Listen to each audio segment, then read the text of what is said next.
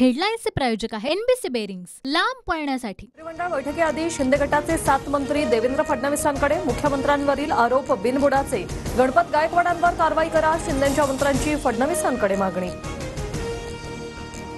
गणपत गायकवाडांच्या गोळीबाराची मुख्यमंत्री उपमुख्यमंत्र्यांकडून गंभीर दखल, महायुतीच्या समन्वयकाच्या बैठका नियमितपणे होणार, मंत्री शंभूराज देसाईंची माहिती। भाजप आमदाराचेच मुख्यमंत्री शिंदेंवर गंभीर आरोप, तरीही कारवाई का नाही, ठाकरे गटाचा भाजपला सवाल, मुलुंडचा पोपट कुठे गेला म्हणत सोमय्या यांची मिमिक्री। गुंडांच्या भेटीगाठींवरून विरोधकांचं टीकास्त्र, गुंड हेमंत दाभेकर कडून श्रीकांत शिंदेंना वाढदिवसाच्या शुभेच्छा, तर सिमी संघटनेसोबत संशयाचा आरोप असलेला आसिफ दाडी अजित पवारांच्या भेटीला। श्रीकांत शिंदेंच्या वाढदिवसानिमित्त गुंड हेमंत दाभेकरला सोबत आणलं ते भोवलं, शिंदे गटाच्या अनिकेत जावळकरची पश्चिम महाराष्ट्र निरीक्षक पदावरून हकलपट्टी।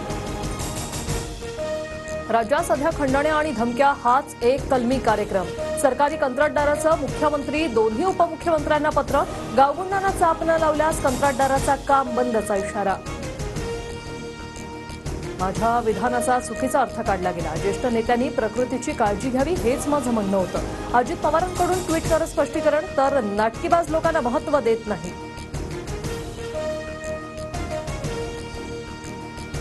घरी झोपून सुपारी घेणारे काय मिळालं म्हणून प्रश्न करतात, जरांगे पाटलांची नाव न घेता राज ठाकरेंवर टीका, आजाच्या पुण्याई पलीकडे तुम्ही काय केलं ते सांगा, जरांगेंचा सवाल।